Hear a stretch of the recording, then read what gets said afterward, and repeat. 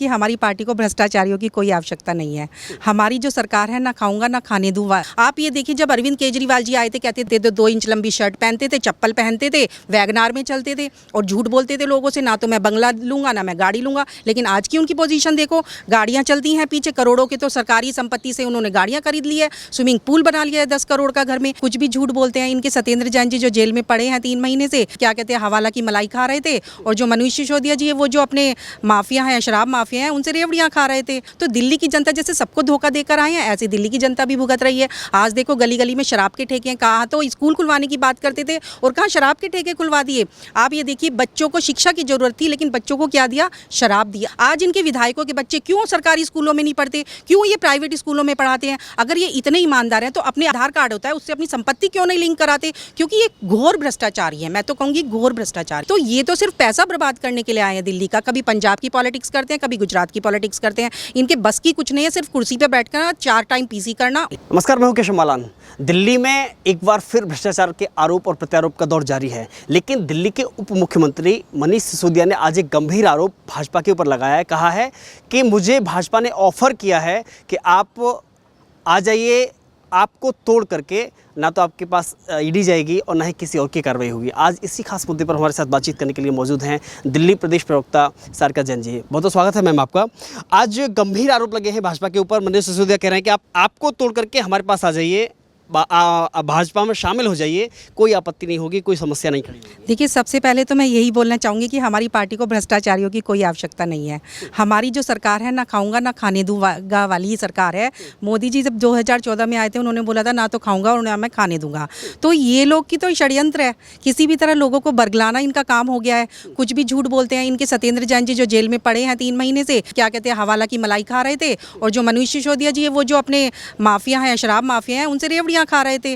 तो ये लोग तो कुछ भी बोलेंगे। हम लोग या दिल्ली की जनता कोई इन पर विश्वास नहीं कर सकता। जैसे आपने देखा कि अन्ना हजारे जी को धोखा देकर आए, इनके सारे पार्टी के लीडर इनसे अलग हो गए। क्यों अलग हो गए? क्योंकि ये झूठ बोलते हैं, भ्रष्टाचार करते हैं, लिप्त हैं भ्रष्टाचार में। तो इनके ऊपर कोई विश्वास नहीं किया जा सकता। ये कुछ भी बोल सकते हैं। लेकिन सवाल ये भी खड़ा होता है कि लंबे समय से जो आरोप प्रत्यारोप का दौर जारी है, लेकिन लगातार उसके बावजूद भी कट्टर ईमानदारी की जो बात कही जा रही है, वो कट्टर ईमानदार है, लेकिन हकीकत क्या है, वो है सच्चाई क्या है? देखिए, अभी आपने एक चर्चा में सुना होगा, आपने वो फर्रे लेकर दिखाते हैं। ये न्यूयॉर्क टाइम में न्यूज़पेपर में निकला है कि बच्चे हमारे जो सरकारी स्कूल के कितना अच्छा पढ़ रहे हैं।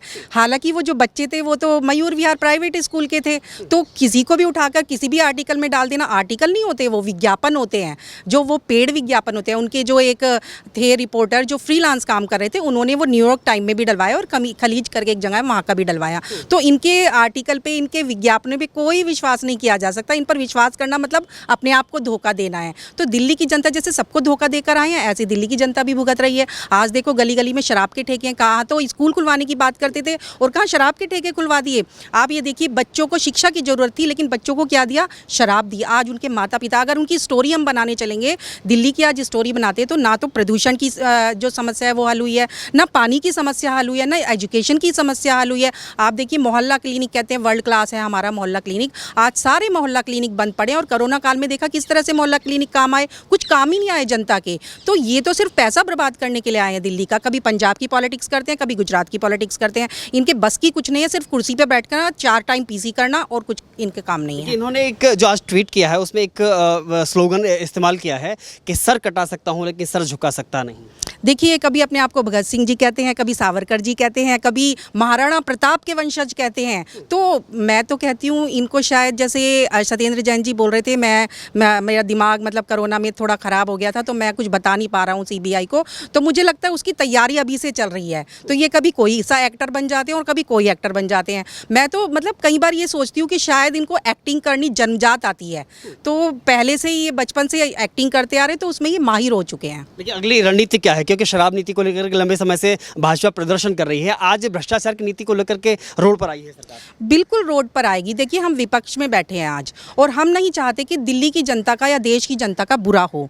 जो भी भ्रष्टाचार करेगा, चाहे वो बीजेपी का लीडर ही क्यों ना हो, भ्रष्टाचार नहीं होना चाहिए। हम राजनीति में आते हैं, इस पर्पज से आते हैं कि किसी का अच्छा हो, हमारे हाथों से भला हो सके। कोई अच्छे चेहरे चेयर पे बैठे तो शायद कुछ अच्छा होगा जनता का, लेकिन अगर हम ही लोग भ्रष्टाचार मिटाने चल देंगे। आप ये देखिए, जब अरविंद केजरीवाल जी आए थे, कहते थे 2 इंच लंबी शर्ट पहनते थे, चप्पल पहनते थे, वैगनार में चलते थे और झूठ बोलते थे लोगों से, ना तो मैं बंगला लूंगा ना मैं गाड़ी लूंगा। लेकिन आज की उनकी पोजीशन देखो, गाड़ियां चलती हैं पीछे, करोड़ों के तो सरकारी संपत्ति से उन्होंने गाड़ियां खरीद ली है, स्विमिंग पूल बना लिया है 10 करोड़ का घर में। क्या स्विमिंग पूल का पैसा उनकी पॉकेट का पैसा है? वो जनता का पैसा है। जो आज जनता पानी के लिए तरस रही है वो स्विमिंग पूल में नहा रहे हैं।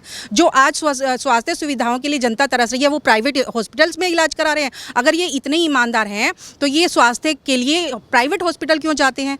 क्यों ये सरकारी हॉस्पिटल में एडमिशन नहीं लेते? आज इनके विधायकों के बच्चे क्यों सरकारी स्कूलों में नहीं पढ़ते? क्यों ये प्राइवेट स्कूलों में पढ़ाते हैं? अगर ये इतने ईमानदार हैं तो अपने जो आधार कार्ड होता है उससे अपनी संपत्ति क्यों नहीं लिंक कराते? क्योंकि ये घोर भ्रष्टाचारी है, मैं तो कहूँगी घोर भ्रष्टाचारी है। उन्होंने तो एक आरोप भी लगाया था अभी 2-3 दिन पहले कि रोहिंग्याओं को संरक्षण देने का काम भाजपा कर रही है। देखिए, हम क्यों देंगे संरक्षण? ये तो कुछ मैंने आपसे पहले ही बोला, कुछ भी बोलेंगे, अर्गलब बोलेंगे, एक्टिंग करेंगे, इनकी बात पर कोई विश्वास नहीं किया जा सकता है। तो हम लोग इनकी बात पे ना विश्वास करेंगे तो शायद ज़्यादा प्रॉफिट में रहेंगे।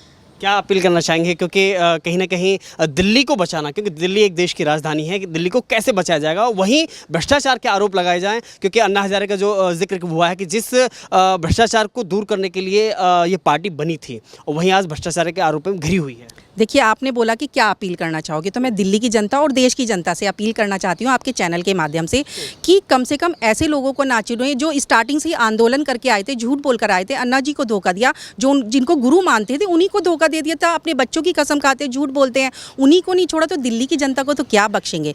तो मैं दिल्ली की जनता हो या देश की जनता हो, ऐसे लोगों को चुने जो आपके भविष्य का निर्माण कर सकें, जो आपको फ्री की रेवड़ियाँ ना देकर आपके विकास के बारे में सोच सकें, आपको कुछ ऐसी योजनाएं दें जिससे कि आप अपने पैरों पर खड़े होकर स्वावलंबी बने, कुछ अच्छा काम करें, अपने आप भी रोजगार करें और दूसरों को भी करवाएं, कुछ ऐसा बड़ा सोचें। लेकिन जब भी विपक्षी पार्टियां एक आरोप गंभीर लगाती हैं कि चाहे वो आम आदमी पार्टी हो चाहे फिर वो कांग्रेस हो, एक ही बात कहती है कि जब मोदी डरता है ईडी को आगे करता है।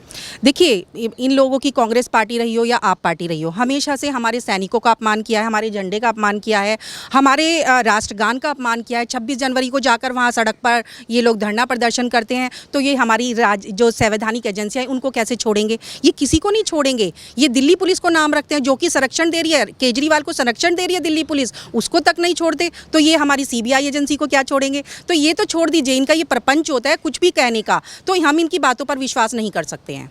Thank you ma'am.